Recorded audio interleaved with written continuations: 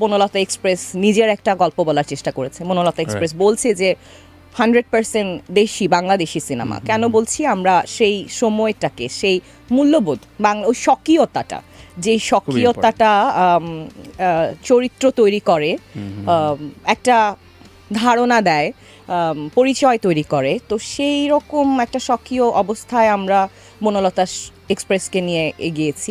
এটা ডিরেক্টরের চয়েস। এভাবে নানা রকম চয়েসের গল্প আমরা দেখতেই পারি।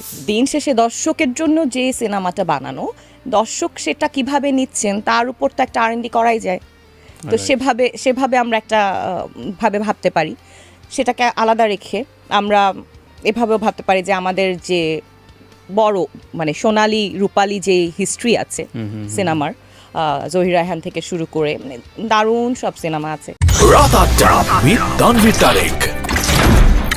বাংলাদেশি ছবির আসলে গ্রামারটা কি, এটা নিয়ে আমি বেশ একটা ফাঁকড়ার মধ্যে পড়েছি। কিন্তু তার আগে একটু গল্প বলতে চাই যে আমি যেহেতু প্রায় 13 মাস ইউএসএতে থাকলাম, একটা ফিল্ম ডিস্ট্রিবিউশন কোম্পানির সাথে আমি কাজ করলাম বেশ অনেক দিন।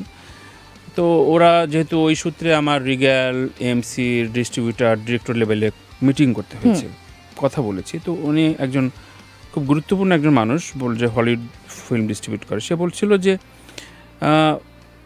নেপালি ছবি দেখলে বোঝা যায় এটা নেপালি ছবি, কোরিয়ান মুভি দেখলে বোঝা যায় এটা কোরিয়ান মুভি, তোমাদের ছবি দেখলে বুঝতে পারি না এটা মানে আসলে তোমাদের ছবির কোনটা। মানে আমরা ভার্সেটাইল, অনেক ভার্সেটাইল, এটা পজিটিভ সেন্সে বলা যায়। কিন্তু ধরো তারেক মাসুদ, মোর্শেদুল ইসলামরা যখন বানাতো তখন বিকল্প ধারা বলে একটা ব্র্যাকেটবন্দি করার চেষ্টা হইতো।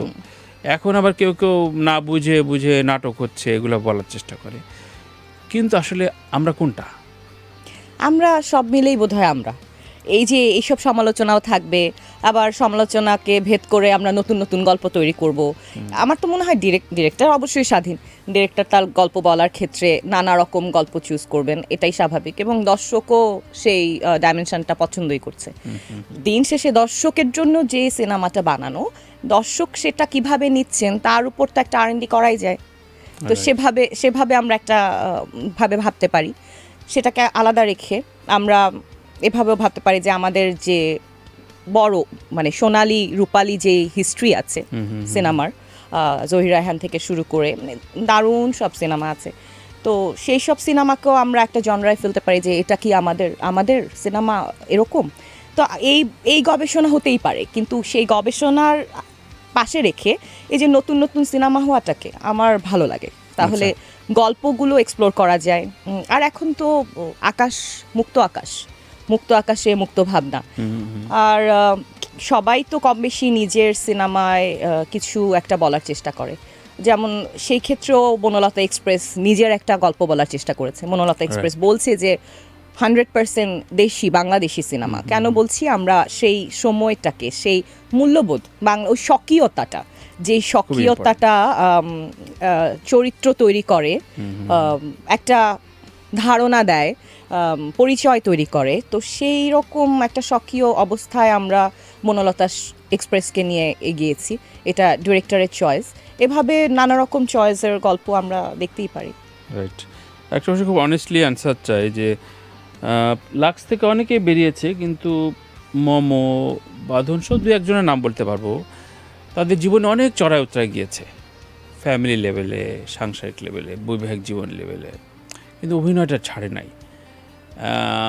ক্যারিয়ারেও কোন ছবি ভালো গিয়েছে, কোন ছবি খারাপ গিয়েছে, অভিনয়টা ছাড়ে নাই। তো এত শক্তি কোথায় পাও? মানে এর মধ্যে অনেকের নাম বলতে পারবো। লাক্সে ফারিয়া এখন নাই, বিন্দু খুব একেবারে উধাও হয়ে গেল, এখন ইদানিং কাজ করছে, খুব সুখের ব্যাপার। এই শক্তিটা কোত্থেকে আসে?